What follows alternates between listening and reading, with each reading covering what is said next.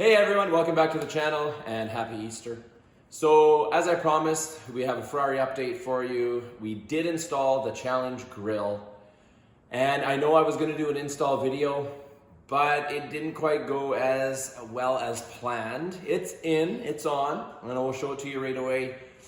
But it was a little bit of a challenge. We had a few different hands on deck and it wasn't super suitable to video while we were doing it. So I'll show you guys the challenges we were running into while we did it.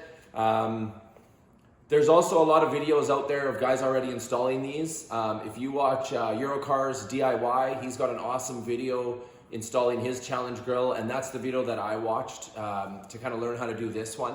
So really, there's enough installation videos out there. His is awesome. You should check his channel out. He's got lots of great videos.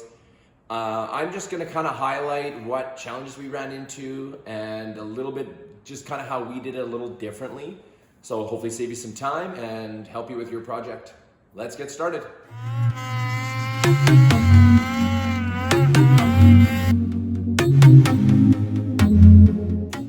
All right, first and foremost, want to give a big shout out to furparts.com.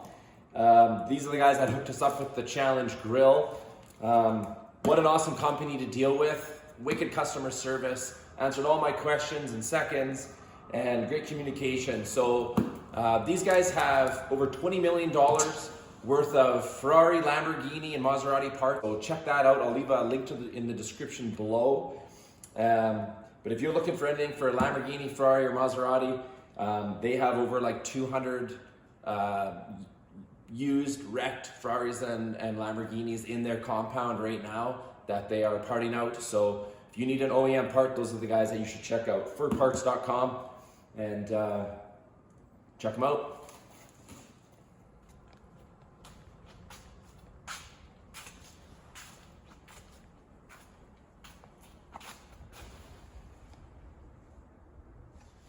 All right, here we are at the back of the car. Oh, that looks so nice, that Fab Speed exhaust through that mesh. Woo. So everything is in, we're very happy, super stoked. The look of the car is just spruced up, phenomenal. Fitment is really good now. On the right side, we had an issue with a gap, a huge gap. So when we installed it, over here on this corner, this was not even close to closing in. Even with the grille pushed all the way in and tight, there was still a huge gap right here. Almost like this bevel right here was too straight. It was too up and down. So we had to very carefully hammer this edge in and work it so that it closed the gap in. And as you can see, it's still actually protruding out from the fender a fair amount. But I mean, the amount it's protruding was the actual gap before. Could probably put my pinky finger in there. So we really worked that, and we didn't buckle it or do any damage to it anywhere else. Everything else is perfectly straight. So that's really nice. So other than a little bit of a, it protruding out right here, that's the only issue we have. Everything else is fitting perfect. While we were working that, there ended up, now it's quite good here, but you can see there's just a slight little bit of a gap here that's a bit bigger. It was way bigger the other day, but I went in behind and I pressed it back out. I'll put a picture of what it used to look like right here.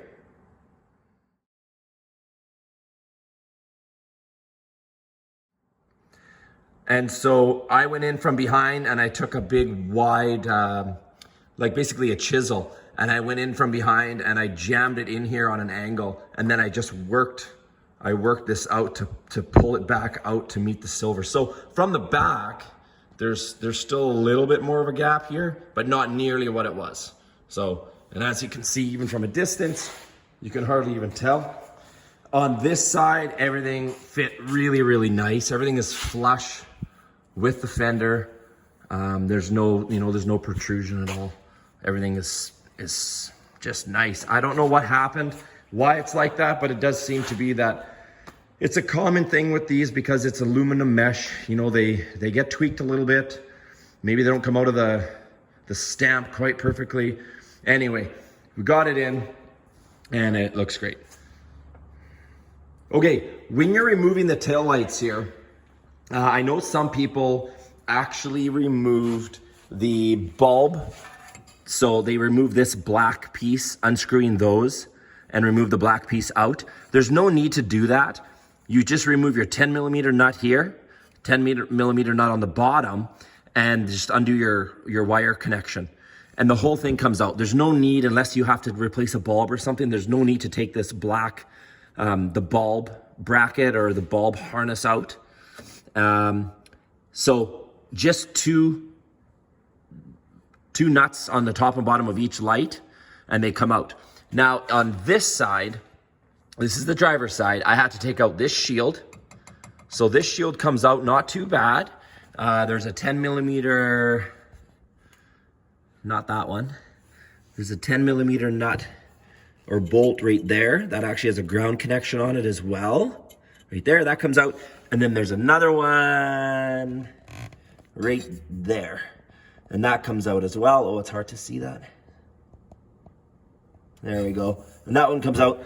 And then this whole shield comes out, and you can access this light. You take this light out first.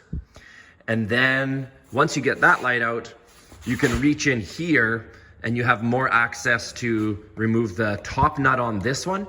As for the bottom nut, very difficult. It's by far the hardest one. And what I found the easiest thing to do, if I'll just get a flashlight. If you can see in here, down below, let's see.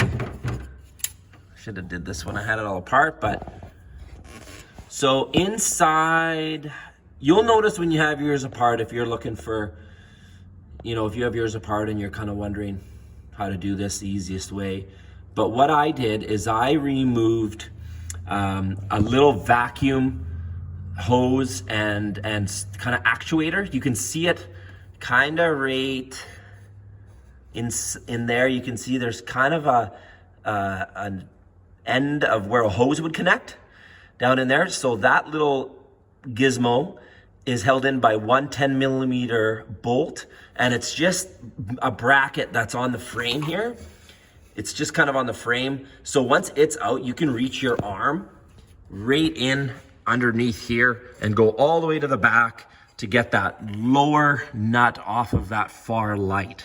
And that's pretty good. And don't worry about undoing your connections now, because they're kind of difficult to get at. Once you get the light loosened and the nuts off, you can pull it out and undo the connection on both of them.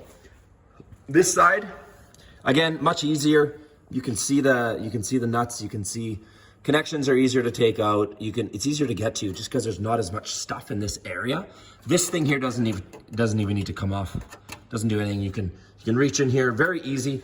Those two came out nicely, no problem at all. We do have a little bit of clouding on this lens here. I thought there was moisture, but I think it's actually dust inside there. And so I took the lens apart and took the bulbs out, and the bulbs were really dusty. And I tried to blow compressed air inside here to move that dust around and out, and it did not move. So if anybody knows how to take these lenses apart or to separate them from the tail light shroud itself, let me know, because I wouldn't mind getting that frostiness out of there. The other thing, of course, the outside lights are the ones with the orange reflectors.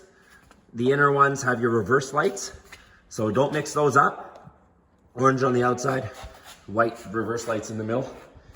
And that's about it. Really, overall, it went fairly well. Fitment across the top here is fairly good. We did have to tweak this a little bit and just kind of push this in, but I can show you that it fits quite nice.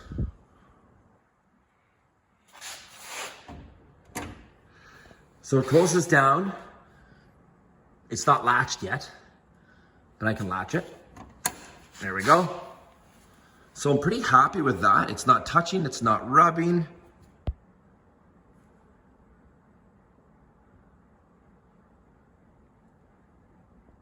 Can't go wrong, really. That's not too bad at all.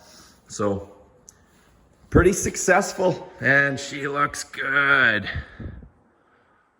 All right, so that's about it for the install. Everything went quite well in the end. Very happy with the product, very happy with the look, super cool. Just kind of nerve-wracking hammering and bending a Ferrari part. So kind of our first time doing that, so we were a little bit reluctant. But overall, super awesome experience. And if you guys do like the content of the channel, make sure you like, share, and subscribe. And we'll get more footage to you when we get this thing out on the road, and we'll do those timing belts as well, and an oil change. So we'll have those videos as well coming up. That's it for now.